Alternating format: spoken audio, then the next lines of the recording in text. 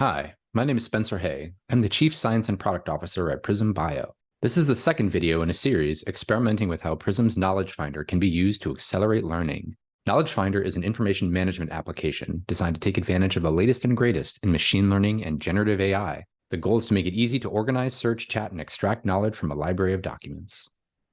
In the last video, I showed how I could use a sequence of prompts with Knowledge Finder's chat agent to get it to analyze and distill the core philosophical content from an article on the concept of autonomy. In this video, I will show how I repeated that same distillation process with two more articles on autonomy, and then combined the distillations into a new reference document.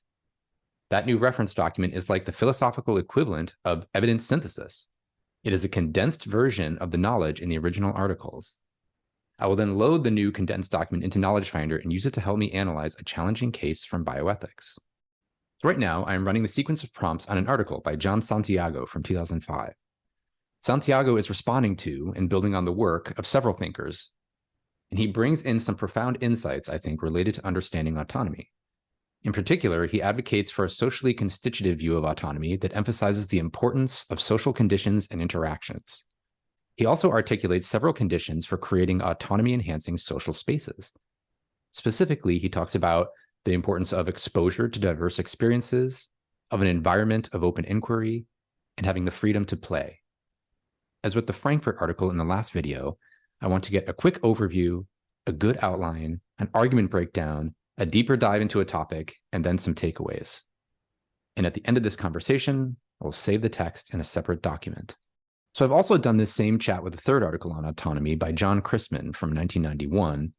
And that article focuses on the conditions for the autonomous formation of preferences. So it really emphasizes the history of how you came to believe or to desire particular things as being key to autonomy. So I've combined the content from all three of those conversations into one new reference document that I'm showing you here. And I've edited this a bit and arranged it so that each article is in historical sequence. So as you see, I have the overview, the outline, the argument breakdown, a deeper dive into a topic or concept, and then the takeaways. So this is an illustration of what I'm thinking of as a condensed reference document.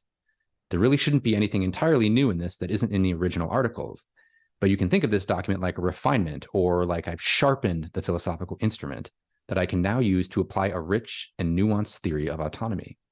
Okay, so now I've loaded this new condensed document into its own collection. I'm going to prompt the chat to sort of load this document and its theory into its context. There are many different ways that one can do this. The approach that I've been trying so far prompts the chat engine to summarize, then identify the common ideas, then identify the tensions or potential inconsistencies between the theories.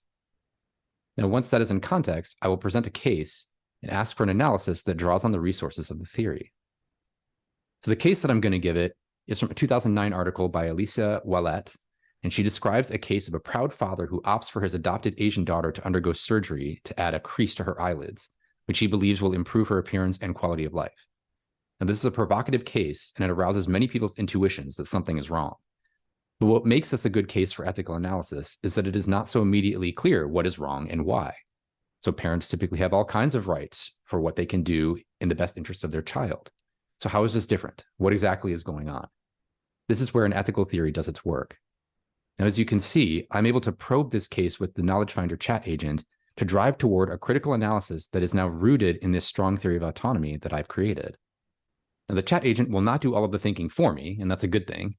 But what to me is so powerful here is that highlighting and explaining the principles that are relevant to a case is really the bread and butter of ethics work. This is the work that I did as an academic. What I'm showing here is a way to get this work done much, much faster. If I'm going to write up a new analysis of this case, I don't need to start from zero. Knowledge Finder is laying foundations for me to build upon. And because I've curated the theory that supports those foundations, I not only feel confident in the quality of the output, I feel justified ownership of the output. So that's where I will conclude this video. In the next, I will add a second and third distillation to this library to explore how we might push this approach even further. Thanks for watching, and stay tuned for more.